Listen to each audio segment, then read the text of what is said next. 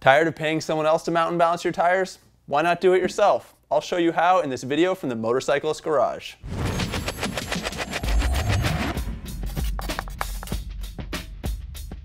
Motorcycle tires wear out fairly quickly, and paying someone else to mount and balance them can really add up. Truth is, the procedure isn't that hard, though you will need some specialized tools, including a valve core remover, tire irons, rim protectors, windex, compressed air, and finally, a piece of carpet or a milk crate to work on.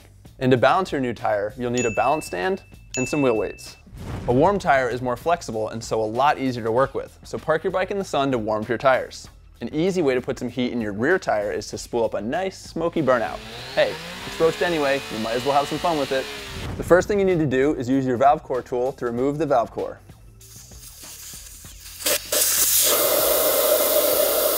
Next, you'll need to coax the bead off the rim.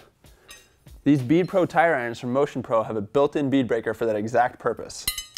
Spray a little windex on the wheel to lubricate the rubber, and then work the tool in between the rim and the bead.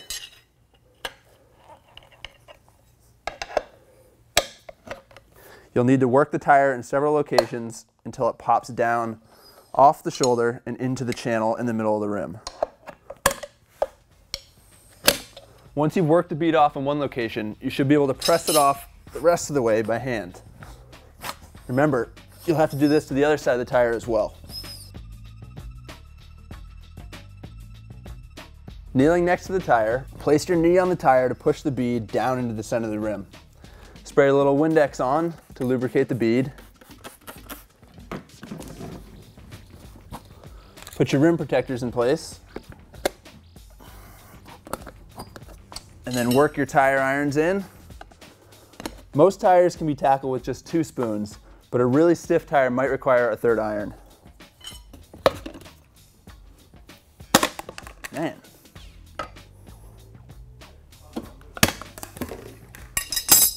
I guess they fire out.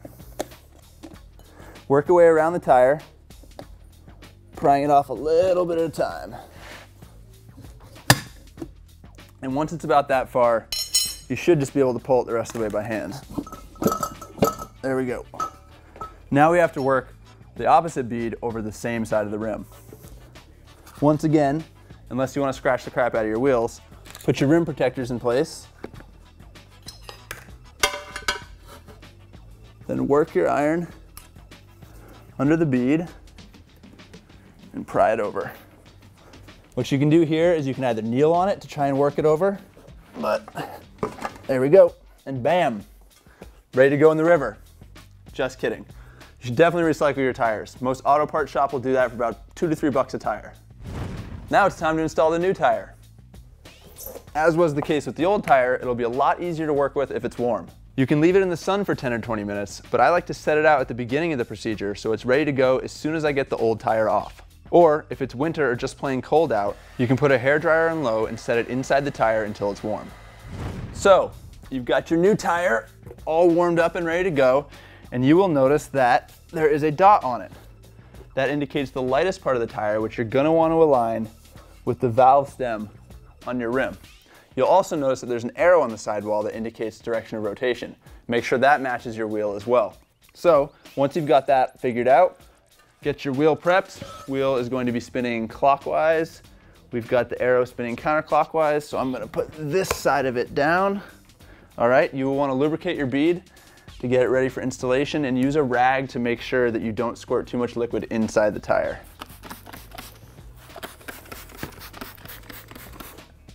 With your bead lubricated and your dot aligned with the valve stem, you can pop the tire on.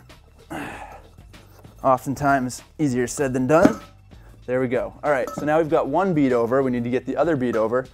Pretty much the same procedure. We're gonna spray some windex on the bead to lubricate it up. And we're gonna slip our rim shields into place to help protect the finish on our rims. And just as when we were taking the tire off the rim, I'm gonna use my knee to push the bead down into the center channel of the rim so that bead has a little bit of slack on it so that I can work it over. So this is the trickiest part of the procedure because as you're trying to lever the bead over one side of the rim, it's going to try and pop up on the other side. So what I do is I just use my knees and I'll walk them along the sides to keep that bead pinned down in the channel. All right. You just do it a little bit at a time. Walk your knees up. Slide your rim shield over a little more. Take another little bite. Walk your knees up. Slide your rim shield over a little more. Getting pretty close.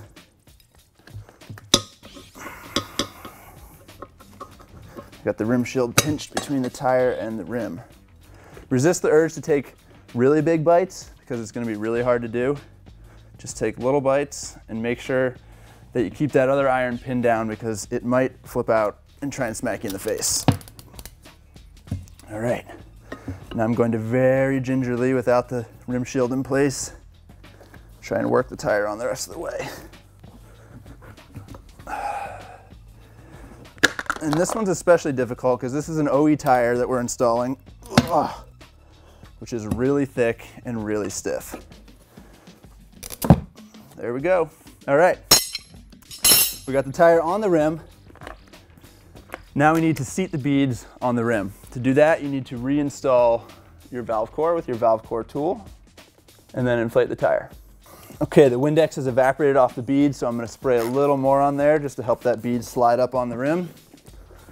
And fair warning here, when the bead goes home, when it pops up on the shoulder, it pretty much sounds like gunshots, and there's going to be 2 of them. No matter how many times I do this, it still surprises and scares me, so just be prepared.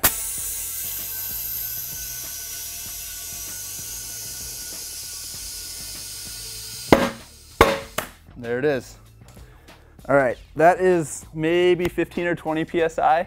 You really shouldn't have to put that much air in the tire to seat the beads. If you're having trouble getting the bead up on the rim, resist the urge to overinflate it. You really don't want to go past 40 to 45 PSI.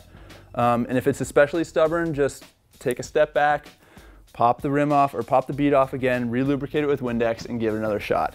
Okay, so this tire is mounted, but it has yet to be balanced. So we're gonna get up on the bench and do that on the stand. All right, now it is time to balance our new tire. And no, you don't need any fancy equipment. In this case, I'm using an Axis balance stand from Motion Pro. So make sure that you've got your old wheel weights removed from the rim, then install your wheel on the balance stand.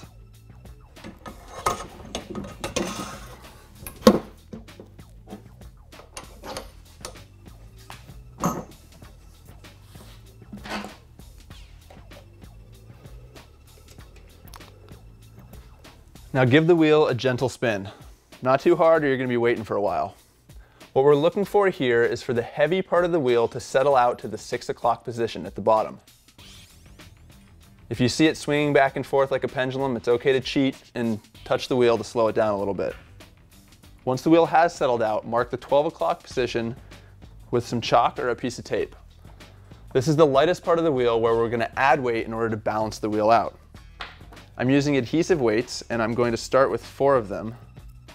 Just peeling the sticker back a little bit and sticking it to the rim. Once you've got your weight on there, turn it so the weight is at the 3 or the 9 o'clock position and see which way it spins. If the weight starts to rise, that means you need to add more weight. If the weight starts to sink, that means you've put too much on. Right now, I've got 4 weights on, that's 20 grams, and the weight is rising. So I'm gonna add 1 more weight for a total of 25 grams. Once again, we're putting it to the 9 o'clock position and observing what it does. So right now the wheel is ever so slightly dropping down. That means I've put too much weight on.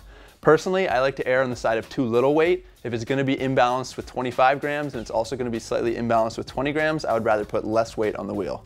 So we've decided on 4 weights. Now we need to clean the rims so that they stick well. And it's always a good idea to put some duct tape or gaff tape over the weights so they don't fly off. Place the weights as close to the center of the rim as you can.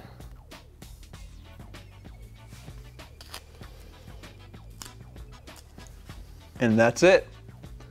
This wheel is now balanced and ready to be reinstalled. This might seem like a lot of work, but given a little practice, you can bust a tire in under 20 minutes. And all told, we're looking at about $200 worth of equipment. Most shops charge between $15 and $50. Prices vary to mount and balance a single tire, so you do the math. That's it for this video from the MC Garage. Check back next time for more tips and how-tos.